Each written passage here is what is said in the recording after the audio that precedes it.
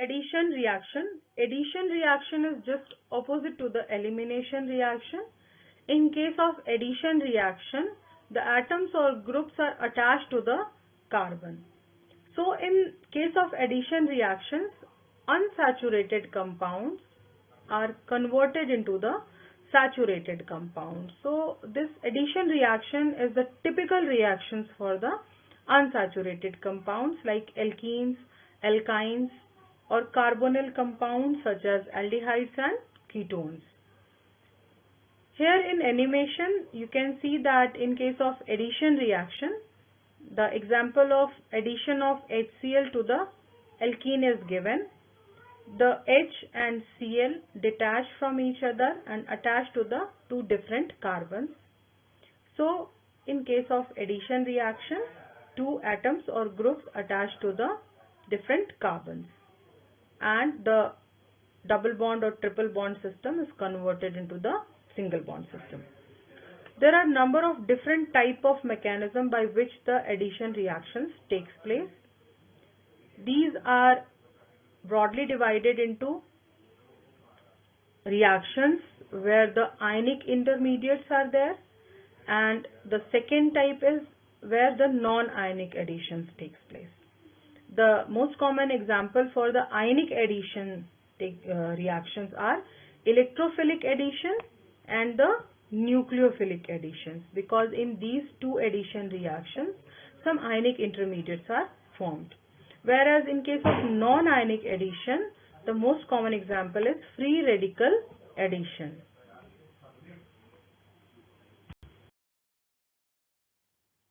Electrophilic addition reaction and nucleophilic addition reaction. These are two types of the ionic addition reactions. In case of electrophilic addition reaction, an electrophile is formed during the addition reaction. Here we are taking example of addition of HBr to the C double bond C. This electrophilic addition reaction is a very common feature of the C double bond C, or you can say alkenes. Here I am taking example of alkene and addition of HBr to the C double bond C. In first step, the hydrogen is attached to the carbon of C double bond C utilizing the pi electrons. Due to this, a positive charge is formed on the other carbon, and this is a positively charged intermediate. This is carbocation. This is positively charged, so obviously it will act as electrophile because it is having a positive charge, so it will be a electron loving species. In that case, it will facilitate the addition of Br minus because Br minus is having extra electrons with it. In second step, the Br is attached to the carbon which is having a positive charge, and the final product is formed. The same reaction is also shown by the animation, and with this animation, this reaction will be more clear to all of you. In nucleophilic addition reaction, a nucleophile is formed during the reaction, and this is very common in case of carbonyl compound. This type of addition reaction is a common feature for the carbonyl compounds.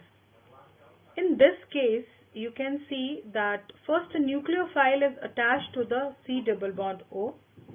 I am taking example of addition of HCN to the carbonyl compound which is having a C double bond O. So in first step, the CN, which is a nucleophile, is attached to the carbon of C double bond O. This will give rise to intermediate which is having a negative charge, and obviously as it is having a negative charge, it will facilitate the addition of a proton or a positively charged molecule. In next step, the H is attached to the oxygen as it is having a negative charge, and the final product is formed. So this is the nucleophilic addition reaction. What is the major difference between the electrophilic addition and nucleophilic addition reaction?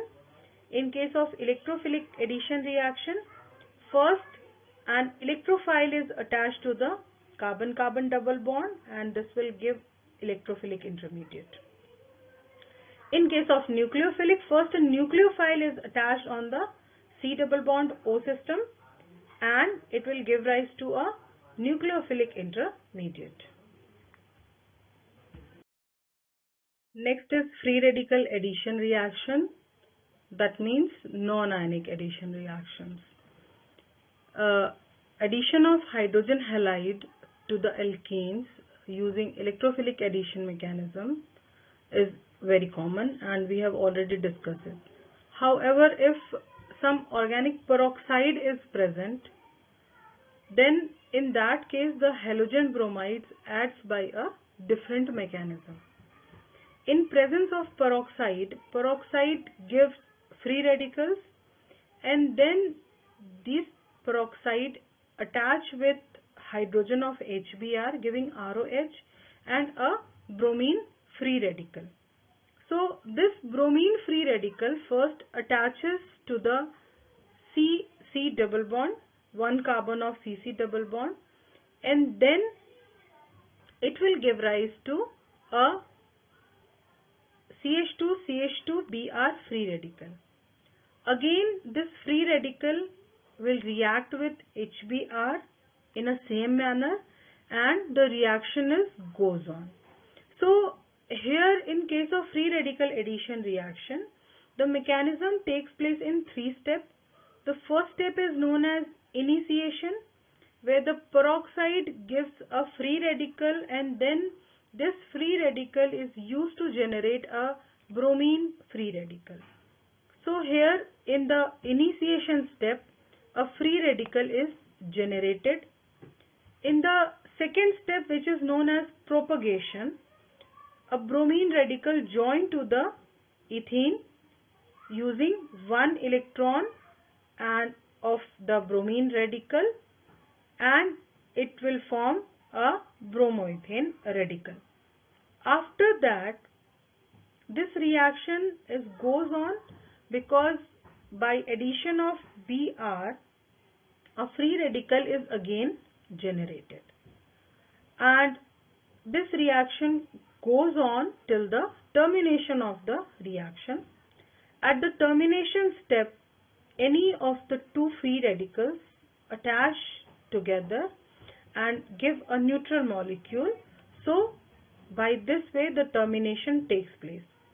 So free radical reaction is very common in case of addition of HBr or hydrogen halides to the C double bond C system. In this case, the free radical is utilized for the addition purpose. That's why it is known as free radical addition reaction, and it happens always in presence of peroxide. Peroxide, the ROOR is example of peroxide. When 2 oxygen is attached by a single bond between the 2 carbons, that type of structure is known as peroxide structure.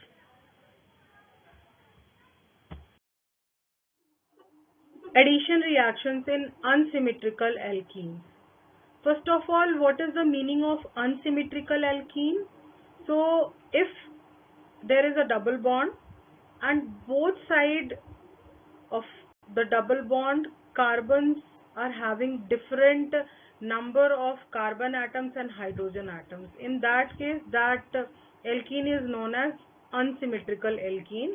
Like in this example, here the double bond is having, and on the one side of double bond the CH3CH group is there, that means 2 carbon and 4 hydrogens, and on another side 1 carbon and 2 hydrogen is there. That means on the double bond, both sides of the double bond, the number of carbon and hydrogen is different. So this type of alkenes are known as unsymmetrical alkene.